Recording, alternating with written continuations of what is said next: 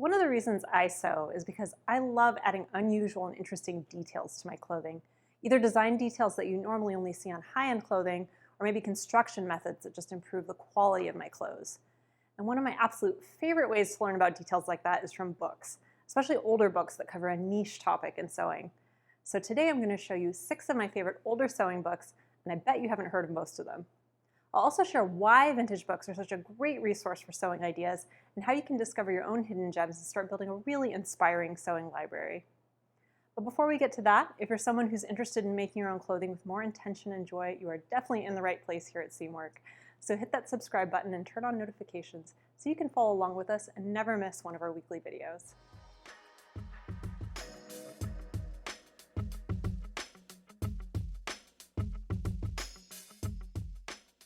All right, so what do I mean when I say vintage books?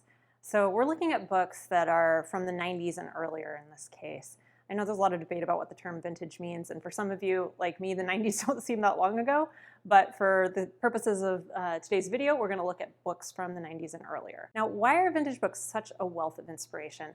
I think one of the reasons is that in more recent years, a lot of books that have come out on sewing are really geared more towards beginners, whereas in past decades, there were a lot more books on a variety of topics that were geared towards either more advanced sewers or people who are interested in a very specific niche of sewing. And those kinds of books, they just don't sell as well as a beginner book will, so there's just not as many. There's not as many books produced generally now. So the ones that come out are really focused on that bigger beginner market. So what that means is that when you're looking for books that are really on a specific topic or you really want to dive deep into something, sometimes vintage books can be the way to go. So for the books I'm sharing today, I'm going to start with the more construction-oriented, more general books, and then we're going to move down into some more niche books that might interest you. And our first book that we have is Power Sewing: New Ways to Make Fine Clothes Fast by Sandra Betzina. And this is really a classic. This is a great construction book. Very good reference book if you need a reference book for sewing. And just like the subtitle says, make fine clothes fast, it really focuses on the nuts and bolts and how to make clothes that are of high quality, but do it in a way that's very efficient. One of the things that I really like about this book is that it covers things like pattern making and how to make clothes without patterns, how to adjust patterns to get a good fit, and then it has a lot of information on troubleshooting. So problems that you're likely to encounter while you're sewing, like maybe getting a really clean V-neck or problems you might have installing a zipper. She touches on all of those subjects and really gives you a way to look up problems when you have them and solve them very quickly and efficiently. So it's a great book. The cover is really awesome. This book was published in 1985, and you can definitely find copies. There's been reprints of it since then, so there are newer editions as well. If you look this up on a place like Amazon or eBay, it should be pretty easy to find. The next book I want to talk about is High Fashion Sewing Secrets from the World's Best Designers by Claire B. Shaeffer. The subtitle on this one is A Step-by-Step Guide to Sewing Stylish Seams, Buttonholes, Pockets, Collars, Hems, and More. So as you can see from that subtitle, it's really about those details, those fine details. And I just love the way this book is structured. It's written in 2 parts. The first part is called Fast and Fancy, and it covers fancy construction techniques, fancy details, and just fancy. So there's a lot of fanciness in this book. And then the second part is called Design Basics, and it covers making your own patterns, copying a garment, and pattern making basics. So it really goes beyond the sewing details to talk about how to actually design and create a garment. So it's a really wonderful reference. What I like about this book is that it has a lot of those really fine, expensive looking details, and it's really fun to just kind of look through this and find something that seems interesting to you or something that you want to try and match it up with maybe a project that you already had in mind to kind of kick it up a notch and make it a little bit nicer, or as Claire might say, fancier. It also has designer details sprinkled throughout, which are little nuggets about fashion designers who have used some of these details in their creations. So that's really interesting. It's neat to see how they've been applied in actual couture garments. So really great book, another really good reference, and a really fun one if you really want to kind of up-level your sewing. The next one I want to talk about is one of my personal favorites. It's called The Easy Guide to Sewing Linings, and it's by Connie. And this is one of those books that really focuses on one particular topic, but goes into extreme depth on it. So it's one of those niche sewing books that really has everything you could need to know about one particular subject. And in this case, it's linings. So if there's any garment that you want to sew a lining for and you're not totally confident about putting a lining in, either a pattern that has a lining or if it's a pattern that doesn't have a lining and you want to add a lining, this book is just a wonderful, wonderful reference. It's out of print, but you can find it on Amazon, you can find it on Abe Books, you could possibly find it on eBay. If you just Google the title, there are used copies available.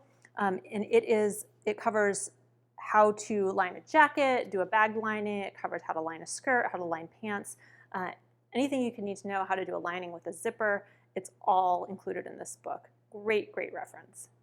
The next one I want to talk about is another real favorite of mine. I've had this book on my shelf for years and I absolutely adore it. It's called The Art of Manipulating Fabric by Colette Wolff. And this book is a little bit more on the creative, artistic side, a little bit less about garment sewing techniques and how to put together a garment, and more about doing various things with textiles. So things to add texture to your garment, just add really, really interesting details that you might not have thought of, and how to do those. So just to give you some examples of what's included, it's things like pleating, smocking, tucking, ruffles, flounces, shirring, quilting even. So not quilting as in making quilts, but how to add quilting to any piece of fabric, including garments. So this book is just amazing. It's full of black and white photos with just, I mean, there are hundreds and hundreds of photos and how-to diagrams that will give you a million ideas of things you can do with fabric. All right, the next book I want to share is really incredible. It's called Heirloom Sewing for Women, French Sewing by Machine, and it's by Martha Pullen.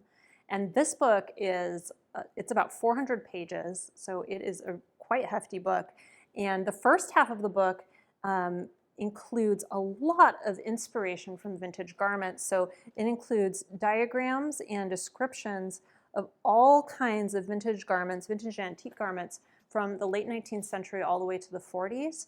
Just there are hundreds of diagrams in there with all kinds of cool details. And then the second half of the book includes some how-to information. It includes some templates, tells you how to do some of the details that you'll see in the book, and how to add them to more modern garments. It doesn't include patterns for the garments themselves, but it does tell you what to look for in a pattern. So for example, you could add this to a sleeveless blouse pattern, and then you can just go out and find your own.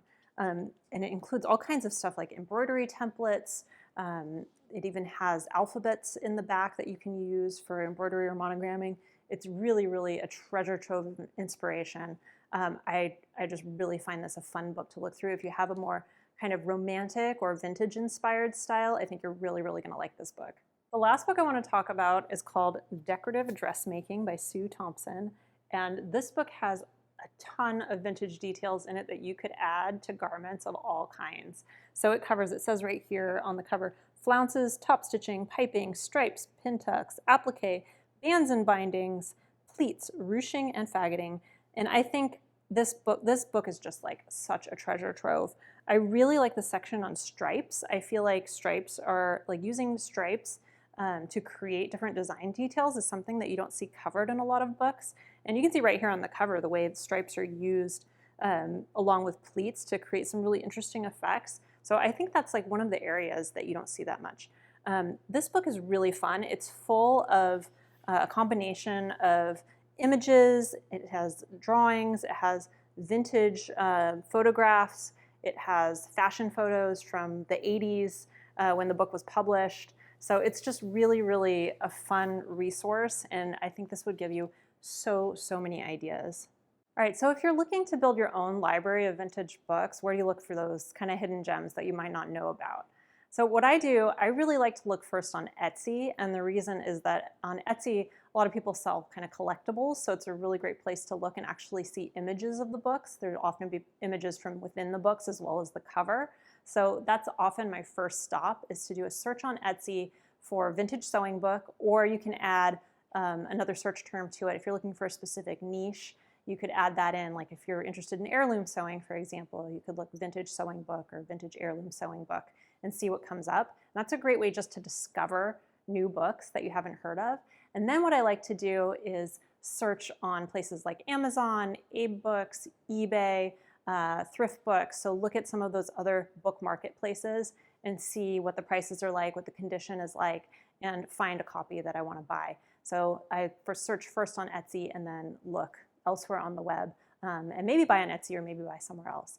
So that's one way. Another way that you can look for books is oftentimes vintage books will have a section in them that lists other titles from the publisher, so the rest of the publisher's current catalog. So for example, here in The Art of Manipulating Fabric, there's other books available from Krause Publications, and there's a whole list of sewing books in here that are available when this book was published back in the 1996, I guess it was. And that's a great way to look for books you might not have heard of. So you could look through this, and if there's something that interests you, like there's one here called Alphabet Stitchery by Hand and Machine. So if that seems like something you want to learn about, you could look up that book and see if that book's available anywhere. So that's another great way to find those kind of hidden gems. And I've managed to build up a little collection of books from the 80s and 90s on heirloom sewing, which is a topic that I'm really interested in. And it's just really fun to spend an afternoon just sitting, on my sofa or outside with my books and looking through them and getting ideas and doing a little sketching. It's a really amazing resource.